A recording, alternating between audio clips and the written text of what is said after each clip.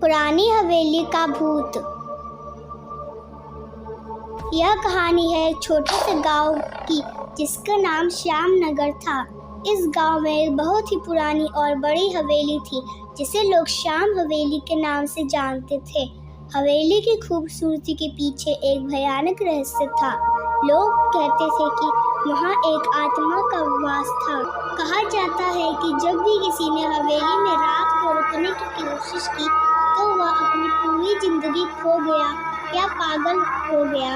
गांव वालों का मानना था कि श्याम हवेली में एक पुरानी रानी का आत्मा भटकती थी जिसने उस जगह पर किसी अनहोनी की वजह से अपनी जान दे दी थी। इस रहस्य पर सभी का ध्यान नहीं गया और वहां जाने वाला कोई भी इसका रहस्य नहीं जान पाया। एक दिन गांव में एक नवयुवक जिसका नाम रवि था आया।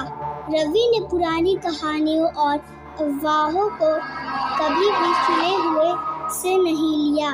जब उसने श्याम हवेली के बारे में सुना तो उसने सोचा कि क्या यह सब झूठ है और उसने निर्णय लिया कि वह उस हवेली में एक रात रुकेगा, गांव के लोगों को साबित करेगा कि यह सब सिर्फ कहानियां हैं। गांव के बुजुर्ग ने उसे रोकने की कोशिश की लेकिन रवि ने उनकी बातों का अनसुना कर दिया।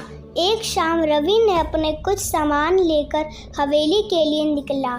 बहुत ही पुरानी हवेली जैसे दिख रही थी जिसको देखकर किसी की भी रूह कांप उठे। रात का समय हो गया और हवेली में गहरी शैलियाँ छा गईं। रवि ने एक कमरे में अपना बिस्तर लगाया और चारों ओर देखने लगा। हवेली के अंदर बहुमूल्य चित्र, टूटे फूटे फर्नीचर और कूड़े कचड़े वाली भारी भरकम किताबें हैं। रवि ने चारपाई पर लेटकर एक किताब लिखी और पढ़ी, लेकिन अचानक एक अदृश्य हवा का दौरा आ गया और दरवाजा खुद ब खुद बंद हो गया। रवि सहम गया लेकिन उसने खुद को संभाल लिया और किताब पढ़ ली। तभी उसे लगा कि कोई उसके पीछे खड़ा है, लेकिन जब उसने मुड़ कर देखा तब वहाँ कुछ भी नहीं था। उसके दिल की नज़र तेज हो गई। उसने सोचा शायद उसे कोई भ्रम हो रहा है, लेकिन तभी एक तेज चीख की आवाज़ से उसकी नींद उड़ गई। रवि के चेहरे से पसीना छूट गया। उसने देखा कि कमरे का दरवाज़ा खुला था और अंधेरे में कोई सफ़ेद लिबास पहने एक महिला की परछाई दिख रही थी। वह परछाई धीरे धीरे पास आ रही थी। रवि डर गया और दरवाज़ा बंद हो गया। अब वह परछाई बिल्कुल उसके सामने थी। महिला की निशानी लाल आँखों वाली और चेहरा भयानक था। उन्होंने रवि से कहा, तुमने मेरी शांति भंग की है, इस जगह से चले जाओ। रवि ने आलोचना करते हुए कहा, मैं ये जानना चाहता हूँ कि आत्मा को शांति क्यों नहीं मिल रही है। महिला की आत्मा बोली, यह मेरी कहानी है।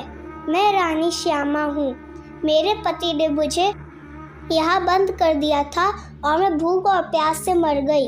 मेरी आत्मा को शांति नहीं मिली क्योंकि मेरी अंतिम संस्कार नहीं हुआ। रवि ने वादा किया कि वह अपनी आत्मा को शांति दिलाने के लिए अपने अंतिम संस्कार को पूरे विधि विधान से विसर्जित करेगा। महिला की आत्मा ने उससे बात की और गायब हो गई। अगली सुबह रवि ने गांव वालों को सब बताया और सभी ने मिलकर रानी श्यामा का अंतिम संस्कार कर दिया।